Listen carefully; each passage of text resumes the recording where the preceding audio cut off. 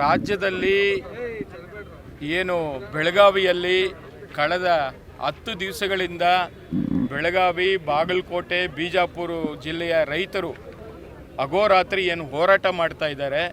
ಈ ಸರ್ಕಾರಕ್ಕೆ ಮಾನ ಮರ್ಯಾದೆ ಏನಾದರೂ ಇದ್ದಿದ್ರೆ, ನೈತಿಕತೆಯನ್ನು ಏನಾದರೂ ಉಳಿಸ್ಕೋಬೇಕಾಗಿದ್ದಿದ್ರೆ ಮಾನ್ಯ ಮುಖ್ಯಮಂತ್ರಿಗಳು ಇಷ್ಟೊತ್ತಿಗೆ ಈ ಒಂದು ವಿಚಾರವನ್ನು, ಕಬ್ಬು ಬೆಳೆಗಾರರ ಸಮಸ್ಯೆಗಳನ್ನು ಇತ್ಯರ್ಥ ಮಾಡಬೇಕಾಯಿತು.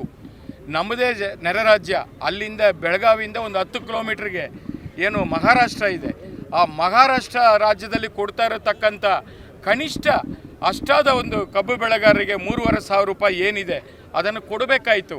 ಅದನ್ನು ಕೊಡದೆ ಇವತ್ತು ರಾಜ್ಯ ಸರ್ಕಾರ ಖಜಾನೆ ಖಾಲಿಯಾಗಿದೆ ಅನ್ನೋದನ್ನು ತೋರ್ಪಡೆ ಮಾಡ್ತಾ ಇದ್ದಾರೆ. ಇವತ್ತು ಯಾವುದೇ ಥರ ನಮಗೆ ಸಮಸ್ಯೆ ಇಲ್ಲ, ಎಲ್ಲ ಡೆವಲಪ್ಮೆಂಟ್ ಕೆಲಸಗಳು ನಡೀತಾ ಇದೆ, ನಮ್ಮ ಸರ್ಕಾರಕ್ಕೆ ಬೊಕ್ಕಸು ತುಳುಕ್ತಾ ಇದೆ ಅಂತೇಳಿ ಡಂಗೂರ ಬಾರಿಸ್ಕೊಂಡು ಬರ್ತಾ ಇದ್ದೀರಲ್ಲ ಸ್ವಾಮಿ. ಆರ್ಥಿಕ ಇಲಾಖೆಯ ಪರಿಣಿತರು ನೀವು ಮುಖ್ಯಮಂತ್ರಿಗಳು. ಇವತ್ತು ಏನು ಒಂದು ಕೆಲಸ ನಡೀತಾ ಇದೆಯಾ? ನಿಮ್ಮ ಶಾಸಕರಿಗೆ ನೀವೇನು ಭಾಷೆ ಕೊಟ್ರಿ, ಆ ಒಂದು ಅನುದಾನಗಳನ್ನ ಕೂಡ ಬಿಡುಗಡೆ ಮಾಡೋಕ್ಕೆ ನಿಮ್ಮ ಕೈಯಲ್ಲಿ ಆಗ್ತಾ ಇಲ್ಲ. ಅದಕ್ಕೋಸ್ಕರ ಇವತ್ತು ಬಡವರು ಯಾಕಪ್ಪ ತುಪ್ಪ ತಿಂತೀರಿ? ಬಡವರು ನೀವು ತುಪ್ಪ ತಿನ್ನಬೇಡಿ, ಬರೀ ಶ್ರೀಮಂತರು ಮಾತ್ರ ತುಪ್ಪ ತಿನ್ನಬೇಕು ಅಂತೇಳಿ 1 kg 610 ರೂಪಾಯಿ ಇರತಕ್ಕಂಥ ತುಪ್ಪದ ಬೆಲೆಯನ್ನು ನಂದಿನಿ ಇವತ್ತು 700 ರೂಪಾಯಿ ಮಾಡಿರತಕ್ಕಂಥದ್ದು. ಇದು ಅಗಲ್ದರೋಡೆ ಅಲ್ವಾ? ಜೋಬಿಗೆ ಕತ್ರಿ ಹಾಕುವಂಥ ಬಡವರ ಹೊಟ್ಟೆ ಮೇಲೆ ಉಡಿಯುವಂಥ ಕೆಲಸ ಅಲ್ವಾ? ಯಾತಕ್ಕೋಸ್ಕರ ಇಷ್ಟೊಂದು ಬೆಲೆ ಏರಿಕೆಯನ್ನು ಮಾಡ್ಕೊಂಡು ಹೋಗ್ತಾ ಇದ್ದೀರಿ? ಮುಖ್ಯಮಂತ್ರಿಗಳು ಸಿದ್ದರಾಮಯ್ಯನವ್ರ ಮೇಲೆ ಅಧಿಕಾರಕ್ಕೆ ಬರೋ ಮುಂಚೆ ಭಾಳ ಭರವಸೆ ಇತ್ತು. ನುಡಿದಂತೆ ನಡೆದ ಸರ್ಕಾರ, ಬಡವರ ಪರವಾಗಿ ನಾವು ಯಾವತ್ತೂ ಇರ್ತೀವಿ ಅಂತೇಳಿ ನೀವು ವಿರೋಧ ಪಕ್ಷ ನಾಯಕರಾಗಿದ್ದಾಗ ಡಂಗೂರ ಬಾರಿಸ್ತಾ ಇದ್ರಿ. ಮಾನ್ಯ ಸಿದ್ದರಾಮಯ್ಯನವರೇ, ಇವತ್ತು ನಿಮ್ಮ ಸರ್ಕಾರ ಏನು ಮಾಡ್ತಾ ಇದೆ? ಯಾಕೆ ಈ ಥರ ಮಾಡ್ತಾ ಇದ್ದೀರಿ? ನಿಮ್ಮ ಖಜಾನೆ ಖಾಲಿಯಾಗಿದೆ ಅಂತೇಳಿ ಅಟ್ಲೀಸ್ಟ್ ಹೇಳ್ಬಿಡಿ. ಅದು ಜನರಿಗೆ ನಿಮ್ಮ ಆರ್ಥಿಕವಾಗಿ ಏನು ವ್ಯವಸ್ಥೆ ಇದೆ ಸರ್ಕಾರ ವತಿಯಿಂದ ಶ್ವೇತಪತ್ರವನ್ನು ಹೊರಡಿಸಿ. ಅಟ್ಲೀಸ್ಟ್ ಜನರಿಗೆ ಅದು ಗೊತ್ತಾಗಲಿ. ನಮ್ಮಲ್ಲಿ ನಾವು ಭಾಳ ಕಷ್ಟದಲ್ಲಿದ್ದೀವಿ, ಸರ್ಕಾರದ ನೌಕರಿಗೆ ಸಂಬಳ ಕೊಡೋಕ್ಕಾಗ್ತಾ ಇಲ್ಲ, ಅದಕ್ಕೋಸ್ಕರ ಈ ಥರ ಅಗಲ್ದರೋಡೆಗೆ ನಾವು ಕೂಡ ಇಳಿದಿದ್ದೀವಿ, ಬಡವರ ಜೋಬಿಗೆ ನಾವು ಪಿಕ್ ಪಾಕೆಟನ್ನು ಹೊಡಿತಾ ಇದ್ದೀವಿ ಅಂತೇಳಿ ಜನರು ಕೂಡ ಅರ್ಥ ಮಾಡ್ಕೋತಾರೆ. ಹಾಗಾದು ನೀವು ಶ್ವೇತಪತ್ರನ ಹೊರಡಿಸಿದ್ರೆ ಸರ್ಕಾರದ ಆರ್ಥಿಕ ನೀತಿ ಏನಿದೆ, ಇವತ್ತು ಏನು ವ್ಯವಸ್ಥೆ ಇದೆ ಅದನ್ನು ನಮಗೂ ಅರ್ಥ ಆಗುತ್ತೆ. ಆಮೇಲೆ ನೀವು ಏನೇ ಮಾತಾಡಿದ್ರು ಕೇಂದ್ರ ಸರ್ಕಾರದ ಮೇಲೆ ಬೆಟ್ಟೆ ತೋರಿಸೋದನ್ನು, ಬೆರಳು ತೋರಿಸೋದನ್ನು ಬಿಡಬೇಕು. ಇವತ್ತು 2.5 ವರ್ಷ ಆಗಿದೆ ನೀವು ಬಂದು, ಏನು ಕೇಳಿದ್ರು ರಾಜ್ಯ ಸರ್ಕಾರದಲ್ಲಿ ದುಡ್ಡಿಲ್ಲ ಅಂತೀರಿ, ಕೇಂದ್ರ ಸರ್ಕಾರ ನೆರವಿಗೂ ಬಂದಿಲ್ಲ ಅಂತೀರಿ, ಸಹಕಾರ ಕೊಟ್ಟಿಲ್ಲ ಅಂತೀರಿ.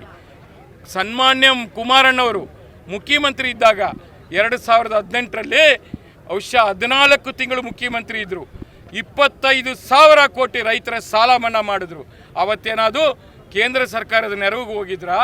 ಅಲ್ಲೇನ ಕೇಳಿದ್ರಾ? ರಾಜ್ಯ ಸರ್ಕಾರದ ಒಂದು ವ್ಯವಸ್ಥೆಯಿಂದನೇ ಮಾಡಿಲ್ವಾ? ಆ ತಾಕತ್ತು ನಿಮಗೆ ಹಾಕಿಲ್ಲ ಸ್ವಾಮಿ. ಇವತ್ತು ರಾಜ್ಯ ಸರ್ಕಾರ ಇವತ್ತು ಪತನವಾಗುವ ಸಮಯದಲ್ಲಿ ಇವತ್ತು ಮುಂದಕ್ಕೆ ಹೋಗ್ತಾ ಇದೆ. ಕುರ್ಜಿ ಕಾದಾಟದಲ್ಲಿ ಎಲ್ಲ ಮುಳುಗಿದ್ದಾರೆ. ಯಾವುದೇ ಸಚಿವರು ಇವತ್ತು ಅವರ ಜಿಲ್ಲೆಗಳಿಗೆ ಹೋಗಿ ಉಸ್ತುವಾರಿ ಸಚಿವರಾಗಲಿ, ಅವ್ರ ಇಲಾಖೆ ಸಚಿವರಾಗಲಿ ಕೆಲಸ ಮಾಡ್ತಾ ಇಲ್ಲ. 1% ಕೂಡ ಅಭಿವೃದ್ಧಿ ಕೆಲಸಗಳು ನಡೀತಾ ಇಲ್ಲ. ಸುಮ್ಮನೆ ಬೆಲೆ ಏರಿಕೆ, ಎಲ್ಲ ಹಂತದಲ್ಲಿ ಕೂಡ ಬೆಲೆ ಏರಿಕೆ ಮಾಡಿಕೊಂಡು ಹೋಗ್ತಾ ಇದ್ದೀರಿ. ಆದರೆ ಇವತ್ತು ಜನ ಇವತ್ತು ಎಷ್ಟು ಕಷ್ಟದಲ್ಲಿದ್ದಾರೆ ಅಂತೇಳಿ ನಿಮ್ಗೆ ಅರ್ಥ ಆಗ್ತಾ ಇಲ್ಲ. GBAನ ತಂದ್ರಿ, GBA ಹಳೆ ಕಲ್ಲು ಹೊಸ ಬಿಲ್ಲು, ಇಷ್ಟೇ ನಡೀತಾ ಇದೆ. ಈ GBA ತಂದು ಏನು ಉದ್ಧಾರ ಮಾಡೋಕ್ಕೆ ತಂದಿದ್ದೀರಿ? ಏನು ಕೆಲಸ ನಡೀತಾ ಇದೆ? ಬೆಂಗಳೂರು ನಗರ ಅಂತಾರಾಷ್ಟ್ರೀಯ ಮಟ್ಟದಲ್ಲಿ ಹೆಸರುವಾಸಿಯಾಗಿರತಕ್ಕಂಥ ಬ್ರಾಂಡ್ ಬೆಂಗಳೂರು ಹೋಗಿ ಇವತ್ತು ಭ್ರಷ್ಟ ಬೆಂಗಳೂರು ಆಗಿರತಕ್ಕಂಥದ್ದು. ಅದರಿಂದ ಜನಕ್ಕೆ ಏನಾದರೂ ಕಿಂಚತ್ತಾದು ನೀವೇನಾದರೂ ಒಳ್ಳೆ ಕೆಲಸ ಮಾಡಬೇಕಂದ್ರೆ ಕೂಡಲೇ ಈ ಬೆಲೆ ಏರಿಕೆಗಳನ್ನು ಸರ್ಕಾರ ವಾಪಸ್ ತಗೋಬೇಕು. ಇಲ್ಲ ಅಂದರೆ JDS ಪಕ್ಷ ಇವತ್ತು ರಾಜ್ಯ ಮಟ್ಟದಲ್ಲಿ ದೊಡ್ಡ ಮಟ್ಟದಲ್ಲಿ ಹೋರಾಟವನ್ನು ನಾವು ಹಮ್ಮಿಕೋತೀವಿ ಅಂತೇಳಿ ಸರ್ಕಾರಕ್ಕೆ ಎಚ್ಚರಿಕೆಯನ್ನು ಕೊಡಲಿಕ್ಕೆ ಬಯಸ್ತಾ ಇದ್ದೀನಿ. ನೀವು ಸಣ್ಣ ಆಗಬೇಕಲ್ವಾ? ಅದು ಒಂದು ಉತ್ತಮ ಆಹಾರದಿಂದ ಸಣ್ಣ ಆಗಬೇಕಲ್ವಾ? ಪ್ರತಿದಿನ ನಮ್ಮ ಜೀನಿ ಸ್ಲಿಮ್ನ ಯೂಸ್ ಮಾಡಿ ಯಾವುದೇ ಸೈಡ್ ಎಫೆಕ್ಟ್ ಇಲ್ದಂಗೆ ನೀವು ಸಣ್ಣ ಆಗ್ತೀರಾ. ನಿಮಗೆ ಮಾಧ್ಯಮದಲ್ಲಿ ಕೆಲಸ ಮಾಡುವ ಆಸಕ್ತಿ ಇದೆಯಾ? ಹಾಗಾದ್ರೆ ಕರ್ನಾಟಕ ಟಿವಿ ಡಿಜಿಟಲ್ ಮೀಡಿಯಾದಲ್ಲಿದೆ ನಿಮಗೆ ಒಳ್ಳೆಯ ಅವಕಾಶ.